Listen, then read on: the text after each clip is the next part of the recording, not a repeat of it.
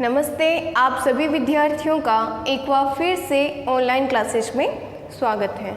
आज हम कक्षा सप्तमी के नेक्स्ट अध्याय प्राणियों में पोषण पर अध्ययन करेंगे। हमने लास्ट वीडियो में पोषण के बारे में कुछ जानकारी प्राप्त की थी। हमने ये पता किया था कि जो पादप होते हैं वह पोषण अर्थात भोजन जो है वह स्वयं बनाते हैं तथा कुछ पादप जो है वह अन्य पादपों से या जीवों के द्वारा पोषण प्राप्त करते हैं।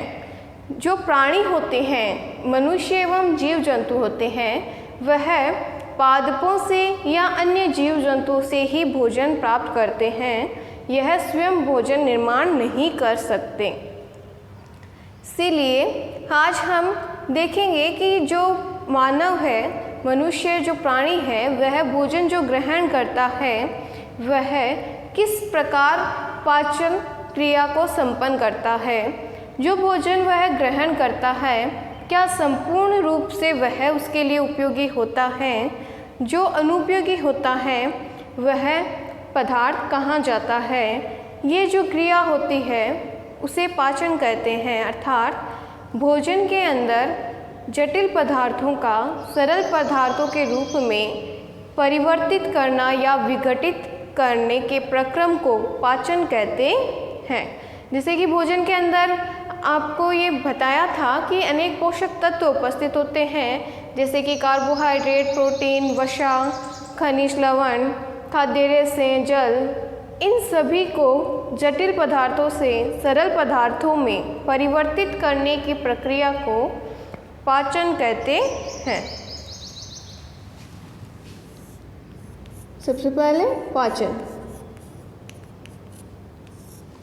कुछ जीव जो होते हैं वह छोटे छोटे जीवों को सीधे ही निगल जाते हैं तथा कुछ जीव जो होते हैं चबाकर निगलते हैं। जैसे कि जो मनुष्य है वह भोजन चबाने के पश्चात उसे निगलता है। इस प्रकार जो पदार्थों को जटिल से सरल पदार्थ के रूप में परिवर्तित करने की जो प्रक्रिया होती है वह पाचन कहलाती है।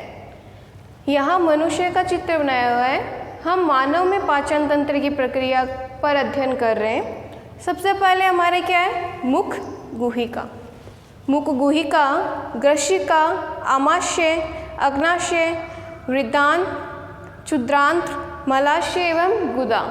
ये सभी जो शरीर के विभिन्न भाग हैं यह मिलकर आहार नाल का निर्माण करते हैं।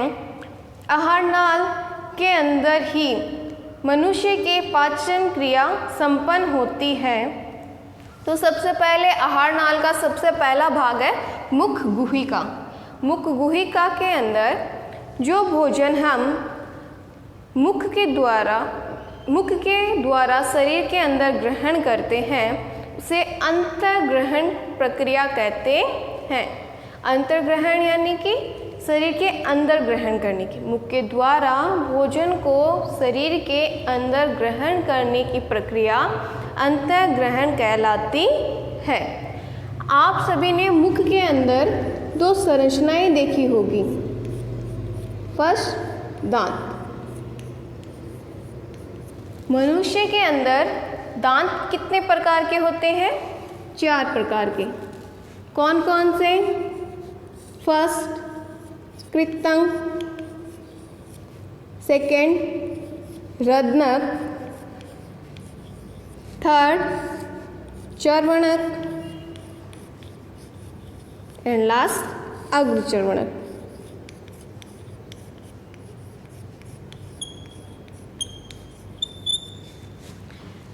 कृंतक, रद्नक, चर्वणक, अग्रचर्वणक। कृंतक का कार्य होता है भोजन को काटना तथा रद्नक का कार्य होता है भोजन को चीरना एवं फाड़ना। तत्पश्चात चर्वणक और अग्रचर्वणक का कार्य होता है भोजन को चबाना। इस प्रकार भोजन को जटिल से कुछ सरल पदार्थों में परिवर्तित करने का कार्य दांतों के द्वारा किया जाता है। यह कृंतक भोजन को काटता है तथा रद्नक भोजन को चीरने एवं फाड़ने का कार्य करता है। चर्वणक एवं अग्रचर्वणक भोजन को चबाने का कार्य करते हैं। नेक्स्ट जो मुख के अंदर संरचना है वह है जीभ।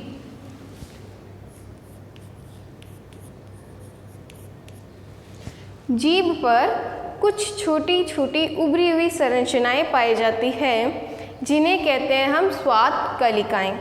इन्हीं स्वाद कलिकाओं के माध्यम से हम विभिन्न स्वाद का ज्ञान कर पाते हैं, अर्थात विभिन्न स्वाद का हमें पता चलता है कि भोजन कैसा है, खट्टा है, मीठा है, कड़वा है, नमकीन है।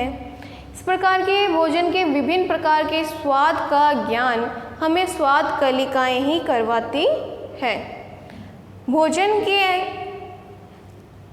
लसलसा बनाने का कार्य लाल ग्रंथियों का होता है जो जीभ के पीछे पाई जाती है। जीभ के पीछे लाल ग्रंथियां पाई जाती है जो लाल स्रावित करती है, जिससे भोजन लसलसा बन जाता है। तत्पश्चात उसे निगलने में आसानी होती है। भोजन लसलसा बनने के पश्चात उसे निगलने के पश्चात मुख गुहिका खुलती है ग्रशिका के अंदर, तो भोजन पहुंचता है ग्रशिका के अंदर। नेक्स्ट पार्ट क्या है हमारा, ग्रशिका। ग्रशिका जो होती है वह निरंतर संकुचनशील होती है, वह सिकुड़ती एवं फैलती रहती है, जिसकी वजह से भोजन को नीचे की ओर धकेलने में आसानी होती है। ग्रशिका मुख गुहिका से भोजन को ग्रहण करके आमाशय तक पहुंचाने का कार्य करती है। मुख गुहिका से ग्रशिका से होता हुआ भोजन आमाशय के अंदर पहुंचता है। तो मुख के पश्चात हमारा जो नेक्स्ट पार्ट है वह क्या है, आमाशय।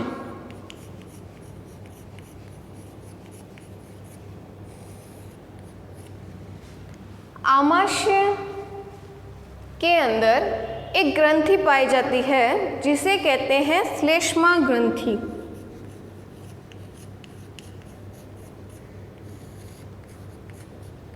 श्लेष्मा ग्रंथियां पाई जाती हैं जो HCl का श्रावण करती है, अर्थात हाइड्रोक्लोरिक अम्ल श्रावित करती है।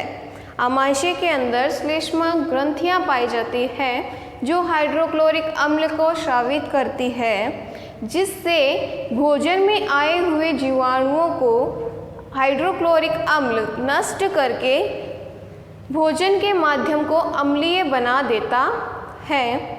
इस प्रकार भोजन के अंदर उपस्थित प्रोटीन जो जटिल मात्रा में या जटिल पदार्थों के रूप में पाई जाती है, उसे सरल पदार्थ के रूप में परिवर्तित कर दिया जाता है, अर्थात प्रोटीन का पाचन किया जाता है। तत्पश्चात आमाशय जो है वह क्षुद्रांत में खुलता है। क्षुद्रांत में भोजन पहुंचने से पहले भोजन यकृत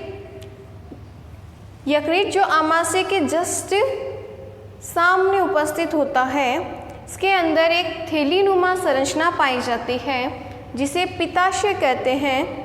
पित्ताशय के द्वारा एक पित्त स्रावित किया जाता है जो भोजन में उपस्थित वसा के पाचन को संपूर्ण करता है। तत्पश्चात आमाशय के जस्ट नीचे एक पत्तीनुमा संरचना पाई जाती है जिसे अग्नाशय कहते हैं। अग्नाशय के द्वारा अग्नाशयिक रस स्रावित किया जाता है जो भोजन में उपस्थित कार्बोहाइड्रेट एवं प्रोटीन के पाचन की प्रक्रिया को संपूर्ण करता है। तत्पश्चात भोजन पहुंचता है क्षुद्रांत के अंदर। क्षुद्रांत के अंदर भोजन का संपूर्ण पाचन होता है। क्षुद्रांत के अंदर छोटे छोटे रोम निकले हुए रहते हैं जिन्हें कहते हैं रसाकुर या दीर्घ रोम। दीर्घ रोम का कार्य होता है जो भोजन पचित है, अर्थात जो शरीर के लिए उपयोगी होता है, वह दीर्घ रोम अवशोषित कर लेती है। पचे हुए भोजन का दीर्घ रोम के द्वारा अवशोषण करके जटिल पदार्थों को सरल पदार्थों में परिवर्तित करके शरीर की रक्त वाहिनियों के द्वारा विभिन्न प्रकार के भागों तक या शरीर के संपूर्ण भागों तक पहुंचाने की प्रक्रिया को स्वांगीकरण कहते हैं। इस प्रकार जो भोजन हमारे लिए उपयोगी होता है वह दीर्घरोम के द्वारा अवशोषित कर लिया जाता है।